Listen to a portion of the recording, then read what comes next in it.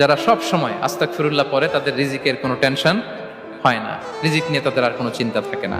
আল্লাহ নবী নূহ আলাইহিস সালাম যিনি ওনার জাতিগোষ্ঠীকে বলেছিলেন ফাকুল তুস্তাগফিরু রাব্বাকুম ইন্নাহু কানা গাফফারা, তোমরা বেশি বেশি ইস্তেগফার করো, তিনি ক্ষমাশীল। ইস্তেগফার করলে কি হবে? ইউরসিলিস সামা আলাইকুম মিদরারা, রহমতের বৃষ্টি বর্ষণ হবে, তোমাদের জমিগুলো উর্বর হবে। ওয়া ইউমদিদুকুম বিআমওয়ালি ওয়া বানিন, আল্লাহ তাআলা তোমাদেরকে সম্পদে বারাকা দিবেন, সন্তানে বারাকা দিবেন। ওয়া ইয়াজআল লাকুম জান্নাতিন ওয়া ইয়াজআল লাকুম আনহারা, তোমাদের ফসল ক্ষেতগুলো সবুজ শ্যামল হয়ে ভরপুর হবে, তোমাদের রিজিকে বারাকা নেমে আসবে। তাহলে আমরা যেন বেশি বেশি ইস্তেগফার করি।